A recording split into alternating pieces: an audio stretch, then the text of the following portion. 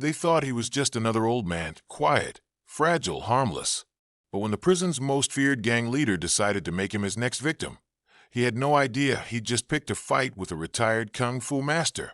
What started as mockery was about to turn into a lesson this entire prison would never forget.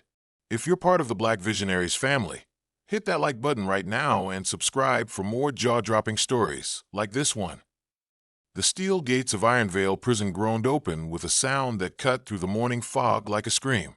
The new inmate who stepped inside didn't look like he belonged there. 60 years old, silver hair neatly combed back, a calm expression that didn't fit the chaos around him. His name was Daniel Wu, quiet, composed, with eyes that carried 1,000 storms but revealed none. As he walked through the corridors, inmates leaned out from their cells, sizing him up, their laughter echoing off the concrete walls. "Hey, Grandpa, you lost your nursing home," someone shouted. Another added, "He won't last a week." But Daniel didn't even blink. He walked with a strange kind of stillness, not pride, not fear, something in between.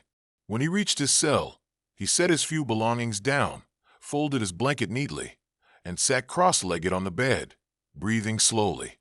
His cellmate, a tattoo-covered man named Rico, stared in disbelief. "You ain't gonna survive long acting holy in here," he muttered.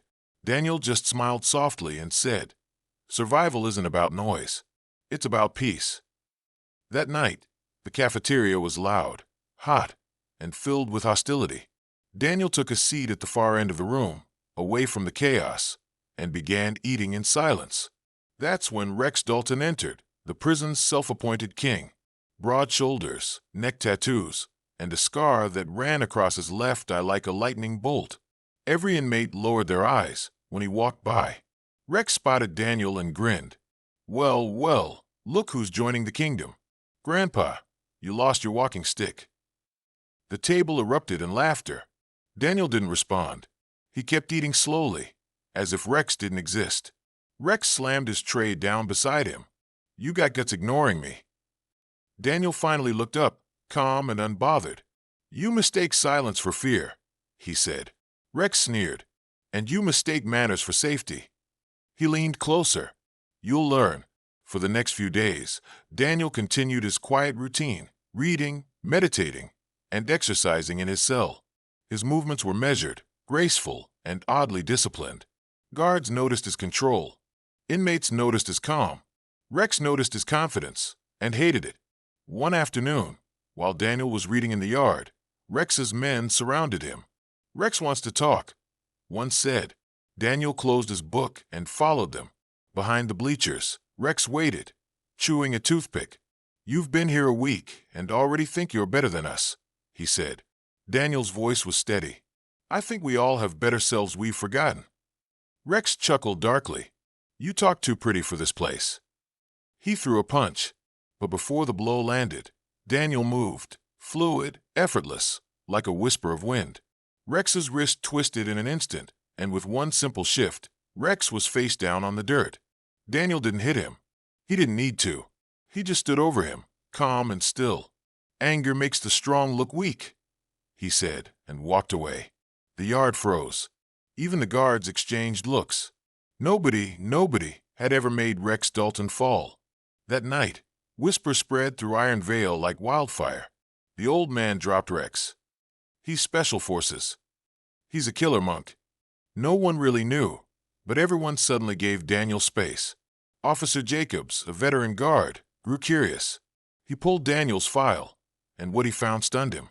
Daniel Wu, retired kung fu instructor, trained police and military personnel in self-defense for years. Arrested after defending a student who accidentally killed an armed robber. No record of violence, just discipline and tragedy. Meanwhile, Rex sat in his cell, staring at the wall, shame burning in his chest. His gang tried to comfort him, but it only made things worse. "You let an old man drop you," one of them joked. Rex punched him so hard his jaw cracked. Then he spat blood and said, "Tomorrow we end this." That night, the prison was quiet, the kind of silence that feels dangerous. 4 of Rex's men slipped out of their cells, with makeshift blades hidden in their sleeves. They moved through the corridors like shadows until they reached the laundry room. Daniel was there, folding sheets, humming softly to himself. The hiss of the steam pipes drowned their footsteps until Rex stepped forward, voice low and cold. "You should have stayed in your corner, old man." Daniel turned, his face calm. "And you should have learned when you had the chance." Rex lunged first, blade flashing. Daniel sidestepped, grabbed his arm, and flipped him over with surgical precision. One man attacked from behind. Daniel spun, elbowed him in the chest, and disarmed him in a single motion. Two more charged together. He moved between them like smoke, blocking, redirecting, striking. Not a single wasted motion. Within seconds, all 5 men were on the ground, groaning, defeated, humiliated. Daniel stood in the middle of the room, breathing evenly. "Violence doesn't make you powerful," he said quietly. "It only proves how empty you are inside." Rex looked up at him, shaking, bleeding slightly from his lip. "Who are you?" Daniel simply replied, "A man trying to remember peace." Then he walked away. From that night onward, Ironvale changed. The fight stopped. The yelling quieted. Men who had never listened to anyone began watching Daniel. In the mornings, he'd stand in the yard practicing slow, deliberate martial forms, tai chi, kung fu, controlled breathing. At first, the inmates mocked him. Then, one by one, they began copying him. Even Rex's right-hand man, Diego, started joining in. The yard that once echoed with threats now echoed with the rhythm of discipline. Days turned into weeks. Guards started noticing fewer altercations. The warden himself commented that Block D was strangely peaceful. Nobody knew exactly why, except those who practiced beside Daniel at dawn. One morning, Rex showed up. He didn't say a word. He just watched Daniel move, the old man's body steady and strong, each motion sharp yet calm. When Daniel finished, he turned to Rex and said quietly, "Join when you're ready to stop fighting the world." Rex hesitated, then stepped forward. That day, Ironvale's toughest man bowed his head, not to fear, but to respect. Over time, the unthinkable happened. Rex changed. He stopped controlling people with threats.